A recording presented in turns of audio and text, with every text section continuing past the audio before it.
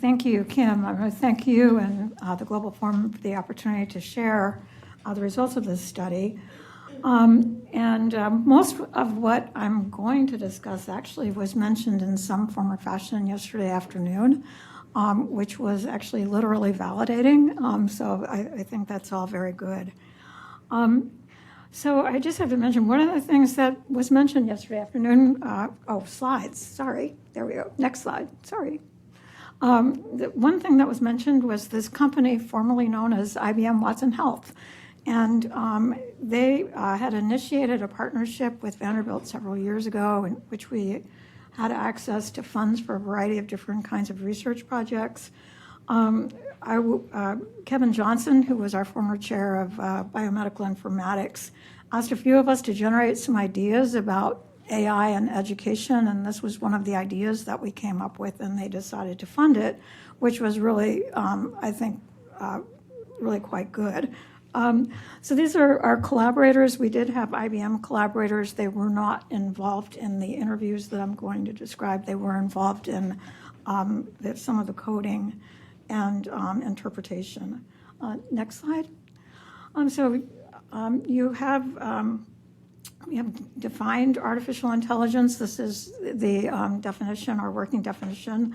In healthcare so far, I just say as of right now, the most frequent uses are risk scores and risk stratification, again, discussed yesterday, image interpretation, computer vision, and health record summarization. And all of these things, I think, can be really quite helpful. These are what would, I think, be called narrow AI as opposed to like ChatGPT, which is much more general and generative. Next slide, please. So we started out, of course, with reviewing the literature. And over the past 5 to 10 years, there were a lot of perspective pieces written about the need for health professions educators to address clinician competencies. A few described some pretty innovative programming, that mostly elective courses, but there really wasn't any description of what those, or kind of detailed description or framework for what those competencies should be. And this, of course, is just a partial listing. Next slide. So we began with a scoping review, and we were looking for papers that described the actual implementation of AI-based tools in authentic clinical settings and that talked about the competencies that clinicians needed, the people who are actually testing these tools, and what kind of training they had received. And we identified close to 4,000 papers that kind of met criteria after 2009, after the passage of the HITECH Act, and until like 2020 or 2021. And of the 4,000 papers that discussed implementation of these tools, only 4 described any kind of training that the clinicians received before they actually tried to implement this tool. So I'm sure they received some training. It just didn't make it to these manuscripts, to these articles. And it led us to write another perspectives piece echoing that need. Eventually, it's really hard to get a negative scoping review published, but eventually we got that done as well. Next slide, please. So this was our study design. We created an interview script, a semi-structured interview script based on our review of the literature. We recorded the transcripts. They were coded and thematically analyzed. And we formulated an initial draft of the competencies that we sent back to our subject matter experts for their revisions and edits and so on, and then came up with our final list. Next slide, please. Our subject matter experts, we tried to make them representative of different professions. They were selected based on our own contacts, but also snowball technique and, again, our review of the literature. They had expertise in AI, healthcare AI, or healthcare informatics, health professions education, or both. We had a couple of people who really did focus on ethics. They ranged in age from 30s to 70s. So we really, again, tried to kind of have some kind of representation of perspectives and generational and so on. Next slide, please. So just to go through some of the major themes that we identified. Of course, the need for foundational knowledge. Everybody we talked to described this. And again, a lot of what was discussed yesterday, the need for data literacy, what makes good data, what makes not so good data. Statistical literacy, knowledge of the different kinds of tools, their potential uses and limitations. And a strong theme that we heard over and over again is that you need to know what you need to know. And that when you're approaching a specific tool, there is a list of things that you need to know, and people just need, you can't know everything about every tool, but there's just certain things that you need to take it upon yourself to find out before implementing a tool in the workplace. Next slide. Oh, sorry, that was this. Next slide.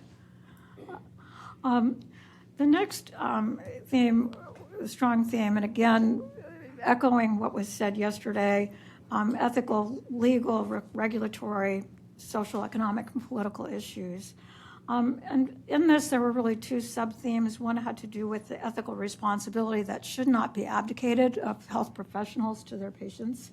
And as tempting as it might be, you can't say, the AI made me do it. The health professionals are still ultimately responsible. And then the strong concerns about the potential for amplifying pre-existing inequities because of underlying bias in the data sets that are used to train the tools. But also because of inequitable distribution of potential benefits, even things like who's at the table making decisions about what tools should be acquired or developed and what kinds of problems are getting priority within healthcare systems. And so there's just a lot of potential for bias and unequal representation at every step along the way of the AI tool development life cycle. Next slide, please. The clinician roles and responsibilities.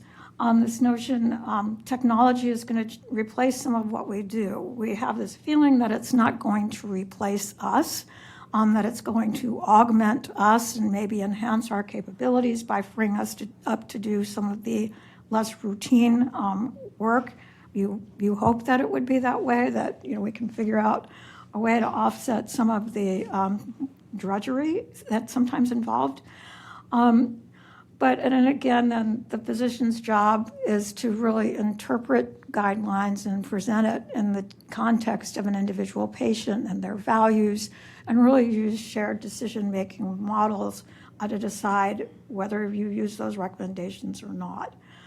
I think this is important. Again, we heard yesterday, empathy, communication skills, shared decision-making. That's not going to happen by chance. I think sometimes we think, it's going to free up, time and cognitive load and so on, so that we can do these other things. But we really need to focus on really teaching and learning how to make that happen. Next slide, please. The impact on team dynamics and workflow. We should be able to ask this question: what's our workflow? Where does this fit in? Whether it's a robot, whether it's an IV pump, whether it's a risk prediction model. What's it going to change? How do we accommodate this new entity in our team? Workflow analysis has been a competency for informatics specialists for a long time. And it really is, when you stop to think about it, it's with the introduction of any new technology, it will change what you do. And the message here was to be proactive and deliberate about that and know how to analyze that up front. Next slide, please. Again, all things we talked about yesterday, concerns about bias and representation or representativeness of the data sets. just that you have to know how was this, what were the data sets used? Do these populations match the population that you are planning to apply the tool to? This one says maybe the tool was trained on people under 70 or wasn't, and you can't apply that to children. I think it's a kind of maybe more obvious example. I think the other thing too, and this has come out in a variety of different discussions, but is the tool really trained to answer the question that you're asking it to answer? How is it engineered? And I think one of the most frequently cited examples is a paper by Obermeyer. Several of his papers were cited yesterday. But it was a prediction model that was, or a risk stratification model that was embedded in an electronic health record that used prior insurance claims to predict who was going to need intensive case management. And it was very good at predicting future use of a healthcare system because that's the data that it was trained on. But it systematically underestimated the disease severity of African American people because they did not access the health system as regularly. So again, it answered the question really that it was engineered to answer. It was just not what it was being used for. So it's just really important to know this. Next, and then continuing professional development, I think, again, that goes without saying. We kind of said that this is a situation, again, a quote, where co-production and co-learning are going to be helpful. We're going to be learning together. I think faculty, students, this is a situation where our students will be our teachers, and we just have to accept that. But it really does beg, and I think yesterday Alex spoke about this moral obligation to continue to learn, and certainly that's going to play out in this domain. Next slide, please. So we came up, the competency domains that we developed were very similar to those themes, although as we kind of started to parse things out, it wasn't exact. We have also 25 sub-competencies, and we did some work to try and figure out the best place to put these. Sometimes the sub-competencies could go in one or another domain. We had initially done some deductive coding using a health professions competency framework similar to the ACGME core competency framework. But again, it didn't quite fit, and so we decided not to be constrained by that and develop this instead. The competency, next slide, please. The competency statements are here, and I would say that I know that the paper was distributed. It lists all 25 competencies, so I don't think I want to necessarily recite them now, but these are the statements for the domains. Basic knowledge, what is AI, how is it used, the social and ethical implications, how does the use and decisions around these tools impact justice, equity, and ethics, how to carry out AI-enhanced encounters that integrate diverse sources of information, and importantly, that information will come from patients. We know that we can get onto ChatGPT and ask all kinds of questions. Our patients are going to do that too, and will come in with very human-sounding summaries of literature, and will say, this is what I found. And we need to learn how and help our learners understand how to incorporate that and learn from what our patients bring to us. Next slide. Evidence-based evaluation, the quality, accuracy, safety, so tools will have sensitivities, specificities, and accuracies just like other tools that we use. Do we know those? How do we find out about them? Workflow analysis again, and then practice-based learning and improvement. We did not assign the sub-competencies to either any phase of the continuum of education, again, believing that some of our learners will come in with far more advanced skills than some of the faculty have. And so instead, we categorized them as entry level to advanced. And next slide. One important, wasn't exactly kind of the aim of our interviews, but it came out over and over again that, and we'll know this, that competent clinicians need to function within capable systems. And you can have a person who strives to be as competent as possible, but if the system is not supportive around that person, it becomes very, very difficult. There's lots of different ways that will play out. This diagram comes from Laurie Novak, who was one of our collaborators, and she's a medical anthropologist who works in the informatics department, really does a lot of ethnography. And she says that there's a need for infrastructures, evidence taxonomies, standards, laws, and so on, that inform organizational capabilities, which include resources, the competent humans in the system, and then routines, and that it enables successful performance of different tasks. And so really kind of thinking about, next slide, please.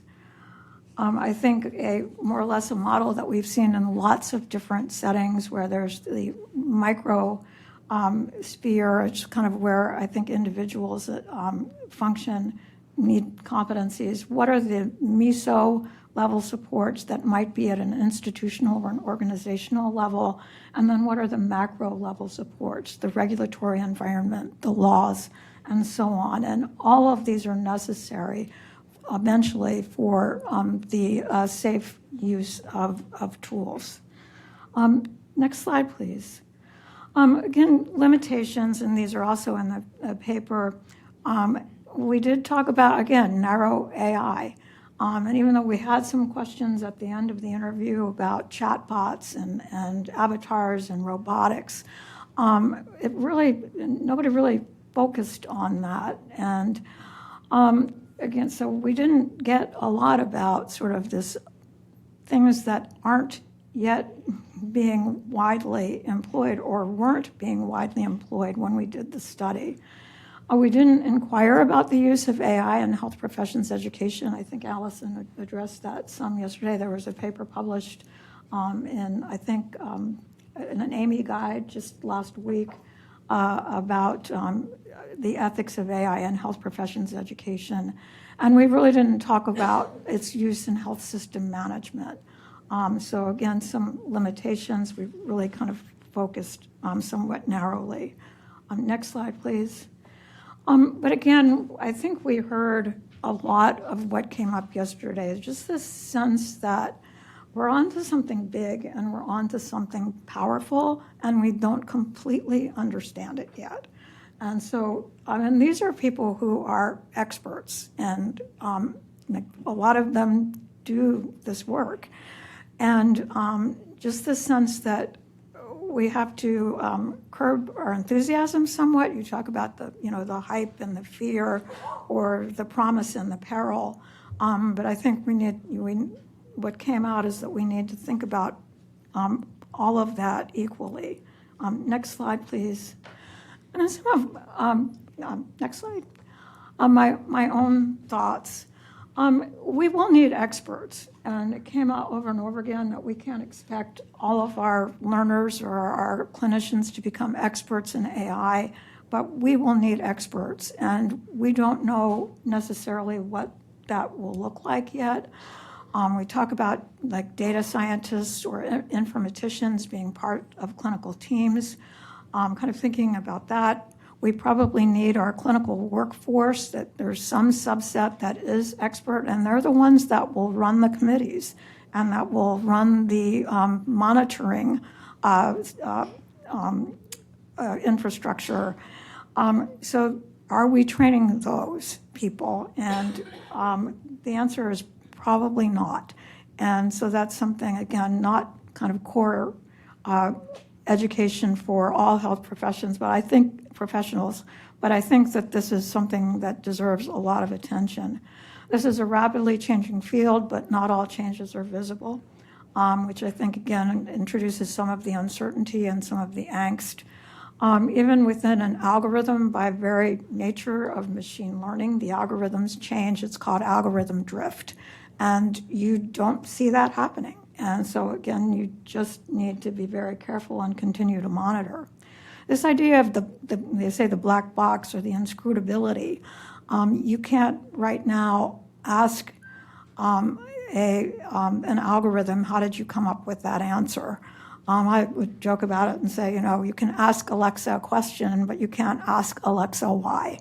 And it's the same with these tools now, and that's very different from us. And when a patient or a colleague will say, well, why, what's the evidence? Why did you make that recommendation? At this point, it's very difficult to get at. I know that they're working on this to try and increase some of the transparency, but for right now, it's pretty inscrutable. I think the influence of change in other sectors, as we become more accustomed to things like, say, autonomously driven cars, right now everybody's afraid of them, they will get better, they will. And so change in other sectors are going to influence public expectation. And we may find ourselves getting lots of questions, well, why didn't you consult ChatGPT? And just kind of understanding that there will be changes in expectations and attitudes. The potential for widening disparities we talked about, but one of the things I think, if you think about what it's going to take, the infrastructure necessary to do this well and to do it safely, not all, say, hospitals or hospital systems or organizations will have the ability to garner all of those resources. And so what we see a widening kind of disparity between sort of the haves and the have-nots. The systems that a lot of us work in that are relatively resource-rich versus our rural hospitals that are on the verge of closing all the time. How do we really think about just the equitable distribution of these resources? And again, just things to keep in mind. And then finally, put in this the danger of anthropomorphizing. There's, we talk about AI, but even I'm guilty of this. The symbols that we use are these very human-like figures, but they're not these algorithms. The ChatGPT, they're not human. Next slide, please. And this was an essay by Noam Chomsky last week from kind of the linguistics perspective. And it said that it was called The False Promise of ChatGPT. And true intelligence is also capable of moral thinking, means constraining the limitless creativity of our minds with a set of ethical principles that determines what ought and what ought not to be. And of course, subjecting those principles themselves to creative criticism. And we're talking about inherently moral professions that we're all involved in and relying on something that is inherently amoral. Now, again, you can train, and I've read even this morning there in the New York Times, there was some pushback against this essay, something to the effect that sometimes humans aren't all that moral or ethical either. And so can ChatGPT be all that much worse? And then last night, another article I read about some of the things that ChatGPT can spit out instructions on, how to make bombs and things like so. They shut that question down. You can't ask it anymore. But it reminds me of a line in a book I read a long time ago, Run with the Horseman by Pharoah Sams, talking about his childhood and some of the mischief that he would get into. His father said, he's a good boy. I just can't think of enough things to tell him not to do. And so it's maybe a similar situation. Can we think enough of enough things to tell AI not to do? And then next slide. This was another essay by Ezra Klein in the New York Times, who writes a lot about technology. It's located on kind of in the San Francisco area. And he talked about an unrecognizably transformed world. and he said he interviews people who are working on AI tools, and his quote, they are creating a power they don't understand at a pace they often cannot believe. And another statement he made, I just think it's important for all of us to think about, that there's no more profound human bias than the expectation that tomorrow will be like today. And so even as we're thinking about how these tools might be used in the workplace, and I think we have to realize that our current models and the current ways that things are organized may be totally disrupted. And I think, Allison, I really appreciated you talking yesterday about going to Index Medicus. You know, I was thinking this morning, like tweaking my slides, how we used to have to send our slides in a week in advance, and you couldn't like tweak them at the last minute or the night before. And so many things have changed in ways that we couldn't predict. And we just have to expect the unpredictable and anticipate as much as we can and prepare for as much as we can. But there are things, I think, that we can't imagine right now. And so with that, I will questions. Be happy to take any questions.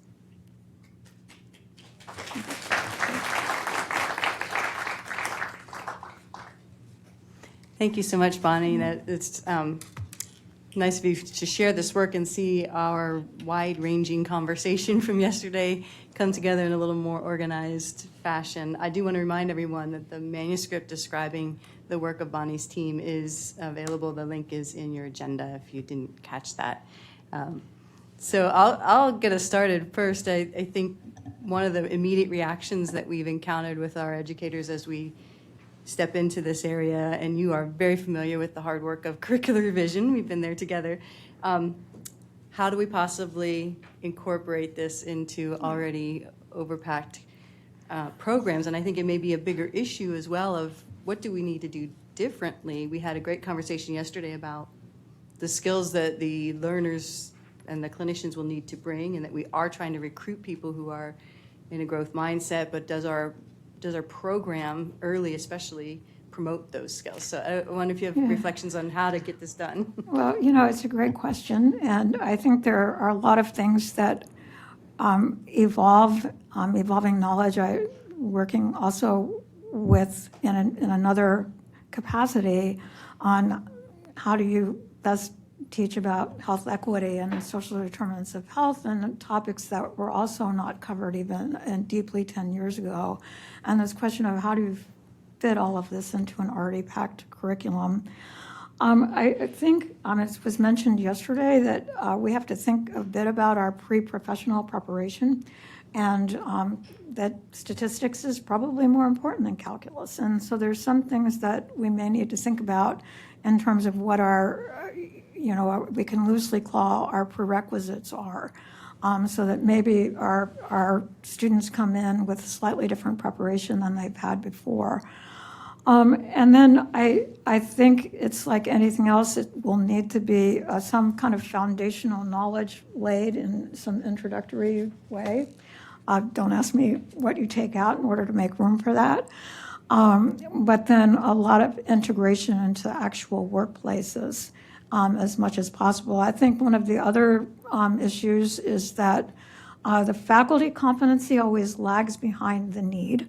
And, I think this is something that was seen with quality improvement, with safety, that it was recognized we need to teach these health system sciences, but didn't have the faculty at the time who had the expertise to do it.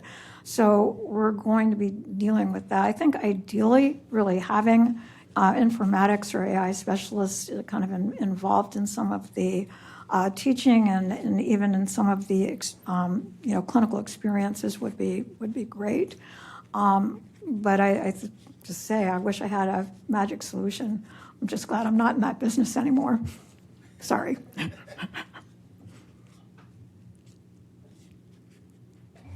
Thank you so much. Well, I came in very cautious and conservative about AI, so I'm really appreciating this level of education. And I think you've raised some of the most important red flags. So since AI is already occurring, and I think many of us are aware of who some of the initial investors are or funders are of AI, and also watching what's going on nationally with social media and the kind of mental health crisis it's creating, especially in younger people. When you mention the ethical and legal, I noticed my shoulders dropped a little bit. But what I'd like to know is, how are we getting ahead of that? What action is already starting to occur before, as you say, AI moves forward, and we're not there yet? Right. Because it would seem to me that it might be beneficial to be almost moving those ahead. Absolutely. Before moving AI into healthcare. Absolutely. I think there's a need for a more robust regulatory environment. The FDA is starting to approve and investigate and approve specific tools. The term is software as a medical device, and so there is a process for that. One of the problems is that a lot of these systems may be homegrown, and so they're not going to be subject. And some of them will be embedded, say, in electronic health records, and we may or may not even know that they're there. But I think there is this sense of, the regulatory environment striving to catch up. There's been some call for what they're calling model facts. So it would be like a nutritional label, that you look when you decide whether or not to employ a certain device, that it'll say, this is the data set it was trained on, and this is, this is the answer, this is the question it was engineered, this is its specificity, sensitivity, so that these model facts would be part of it. So there's a call for that. And then one of the things that we suggested in this last commentary was also the equivalent of an environmental impact statement. And the issue is that we live in different, I would say, socio-technical systems. And so one tool might have a different impact in one setting than it would in another. So before you decide to employ something in your environment, try to anticipate what those impacts would be and the unintended consequences, and then monitor for them. So, an impact statement like, who is this going to displace? How is it going to disrupt workflows in our environment? Which populations will be benefited? Are there populations who would be harmed by this? And so I think these are things that we really need to work hard and study. What's the best way to do this? So. We are counting on you. Yeah. Thanks for your presentation. I thought it was great. And thinking about what was brought up yesterday and today, I have a little bit of a different question that the perspective I'm coming from is as a educator of students coming in right now, maybe 22 to 26 at the moment. My biggest concern is not that they wouldn't embrace this. My bigger concern is their inability to often feel comfortable with social interactions. Because what I've found is that many students are more comfortable behind a device rather than they are speaking to a patient, right? And the way that this is going to work is going to be if there is empathy and good communication.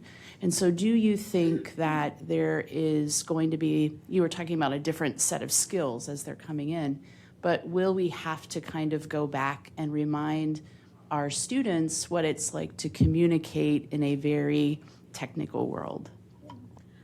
I think it's a great question, and I think, again, gets back to like what Kim said yesterday and Allison about the attributes that we should be recruiting for. I totally agree. It's anywhere you go, and it's not just kids, it's people that are kind of face planted in their devices. And I think you add on that, especially the students who are coming in now, the impact of the pandemic and being at home during a good portion of their education to date. We may need to be much more deliberate about teaching those skills as well. And I mean, I've read, again, just like little essays about, device-free breaks. And I just wonder if we're going to really need to think about that. I mean, the devices are a blessing and a curse. I think the maybe unquestioning reliance on social media, I think it's been disastrous for critical thinking. And so I think we have to, again, kind of train almost against that, but I totally agree, it's challenging. So, Bonnie, this was great. I don't have an answer to Kim's question, obviously, but I've been thinking about it. And I think the framing of this as a tool, it's a sort of a clinical tool, is really useful. And then I'm going to draw an analogy and see if it works for others. So I'm a clinical geneticist. Actually, so I'm an internist in clinical genetics, so I worked in the adult space.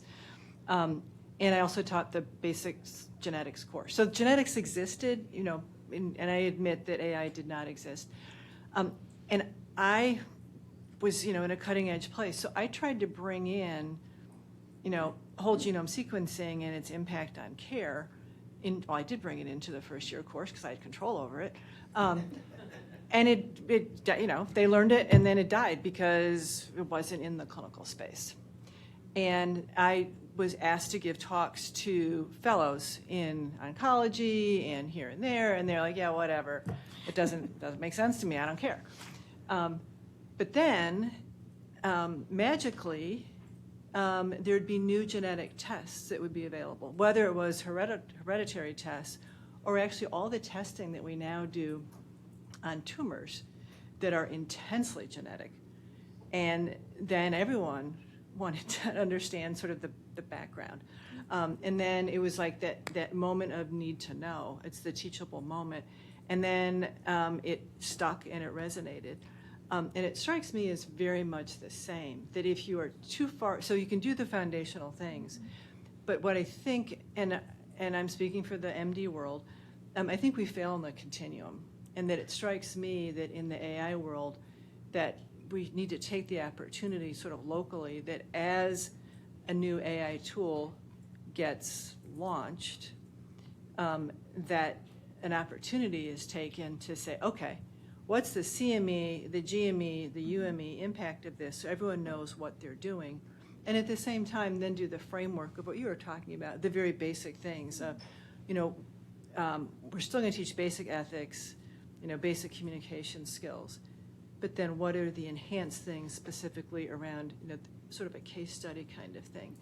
And it strikes me that is probably the way that we will make this stick and have it be reasonable and actually have better patient outcomes. If it's almost like doing it backwards. And yes, we need to be teaching our early students, these concepts.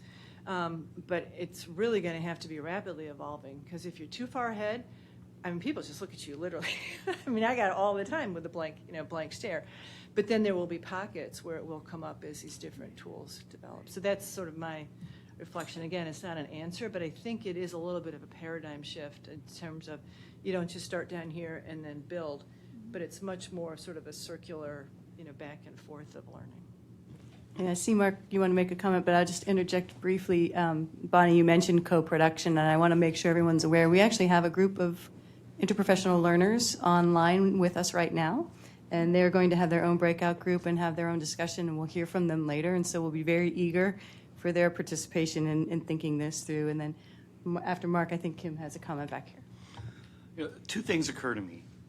One is that a group like this group is going to have to develop a set of core tools for how we use AI and how we teach AI to our learners. If we develop them in isolation, they're going to look different across different fields, and they're going to miss important pieces. So we'll need an interprofessional discussion about what's the basic framework that you use to apply these tools. The other thing that just occurred to me, though, is I'm thinking about taking algorithm-driven decision-making to its logical conclusion. We teach these algorithms on a data set, and that data set then determines how the algorithm works. What contributes to the future of the data set? The decisions made by the algorithms, reinforcing the algorithms, have a real potential danger to make us pigeonhole ourselves into a self-reinforcing technology that we don't even know is happening. No, totally agree. And I think then, again, this whole idea of algorithm drift, the algorithms do change. And I think issues didn't really talk about issues of confidentiality, but they get trained on new patient data that we add in as we're using the tool. And, do patients know that? And so, yes, I mean, I think there's things that we just need to be aware of. The National Academy report from several years ago, Mike Matheny was one of the co-authors. I think it was the hype, the promise, the peril. Had a wonderful diagram about the life cycle of the developmental life cycle of AI, and what is it? I didn't use it, but it's a great diagram, just saying that these different steps along the way from implementation, from creation and training and validation and use and monitoring, there are things that you need to do and need to know at every step because of those issues. So. Thank you very much. And just from a contrasting perspective too, the systems effects of some of these changes and how it impacts the actual healthcare education components. I wonder if you have any thoughts about things like some of our students, and it's not everybody, but it's certainly a portion that are very used to using technology for immediate push-button answers, might rely on this type of thought and not develop their clinical reasoning skills and get to that sort of higher level of analysis, along with the curricular bloat that puts all of this information in and doesn't give us enough time to really create that or support those types of decisions. I wonder if you have any thoughts on that. Again, one of the comments, and Kim echoed yesterday about, maybe the tools are best when they conflict with what we think. And using those instances as teaching moments, and really to kind of push critical thinking. Something else I read about sort of the issue in general education about how different AI tools will be used, and again with ChatGPT, it's all over the place now. But having students critique, what is generated by the tool. Like what is really strong and how can you find the evidence to support this and what is really not supported. And so really creating exercises like that is something that I've seen suggested, probably more in writing, but I think that it's very applicable to health professions education as well. This is what the machine says. What can you find evidence to support it? Take what's missing and ask people to find it. Yeah, if I can just add a comment to that, because I know when we started thinking about this workshop, that was a concern to me. What is this going to do for clinical reasoning? But I think we have to reset. For too long, we expected students to aggregate data and maybe to categorize that data right into information. And that's a lot of the courses we teach and what we expect them to memorize and all of that. And I think the challenge now to us as faculty is we don't expect the students necessarily to be data aggregators.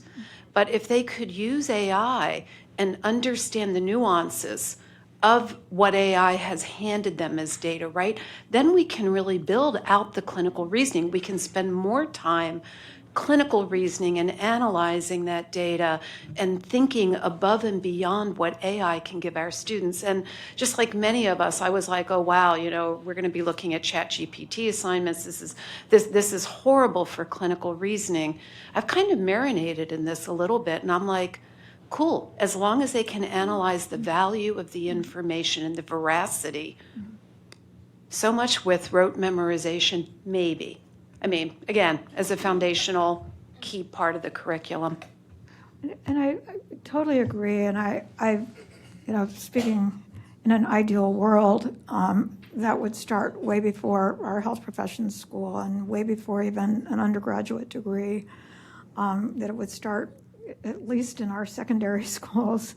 I think people do come in either with maybe a fear of it or just a complete buy-in to the technology. And I think it would be nice to see, again, people come in with a critical mindset. Well, and you mentioned organizational capabilities for the effective use of AI, but it also makes me wonder, Carol, to your point, in addition to the competencies, how do we need to educate differently? A lot of our early education is very focused on rote memorization, just regurgitation of knowledge, single best answer exams, which leads to the behavior of saying, here's my single best answer, I can get this from this place. And so many programs have tried to shift to less about content delivery and more about interaction and application. And I think that is going to be necessary for this as well. And to gain the competency you need, you have to have a learning environment in which maybe on the test you use the tool. It's embedded in it. Chuck Friedman's been talking about that for years, right? And so I think that as we think about this in groups, maybe also think about our educational process, particularly I think assessment, and how that might need to evolve in addition to these competencies. David, do you have a quick comment? Yeah, just a quick comment. I think the biggest challenge that came out of education, out of the pandemic, was the critical thinking skills that are needed from students all the way along the line. And I was talking with elementary school teachers this past week in terms about the kids that are now in third grade that have not been in the environment where they have classmates and things like that, and where they're getting their information. And I think of what Mark was saying. It sounds like a great Stephen King novel. The nightmares that come that come out. And those of us who have worked in the political world have seen what bots do and how they overtake our community. And as health care teachers in an environment where we are supposed to be in terms of academic thinkers, spending a lot of our time doing that, it imperative for us to be able to send the message down to all levels of teaching about the critical thinking skills, because they're going to need those competencies when they get to our schools. And that in itself is going to be the next challenge for education all the way through, the critical thinking skills to know, okay, I've got some information. Who did it come from? How recent is it? Has there been anything more recent?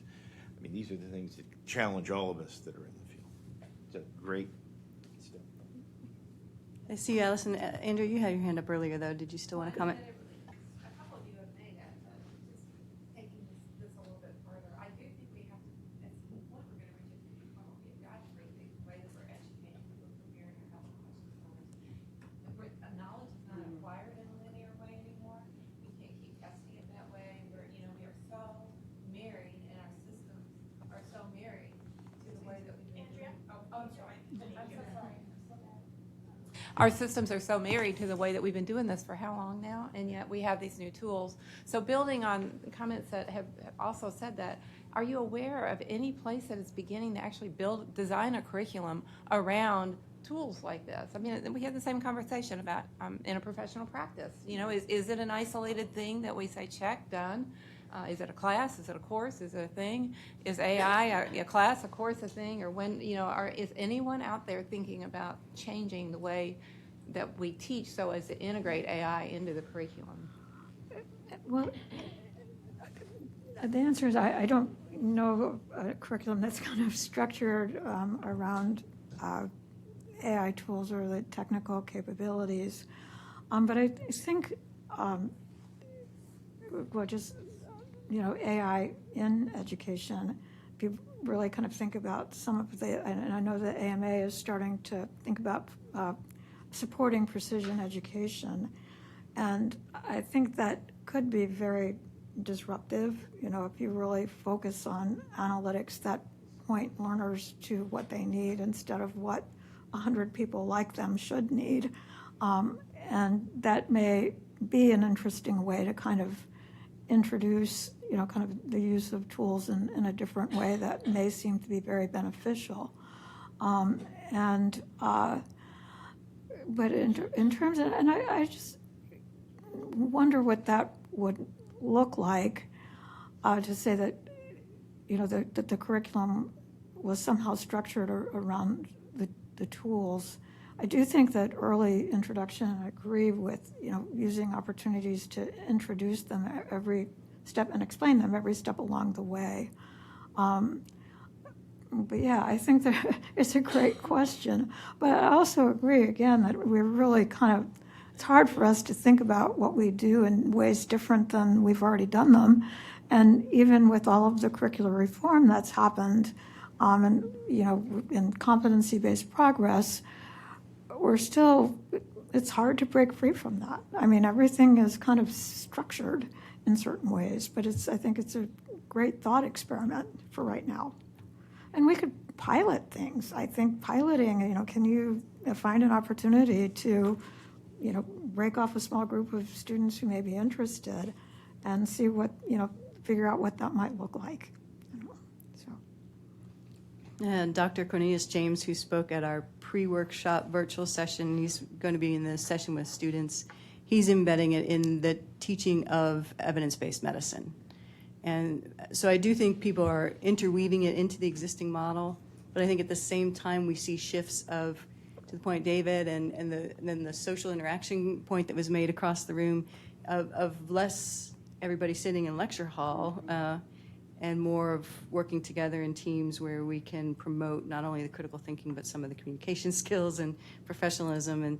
And so there are trends that way that aren't specific to AI, but more to recognizing the shift in information and the role changing. I would just say I have a bias in this, and I have to be upfront about it.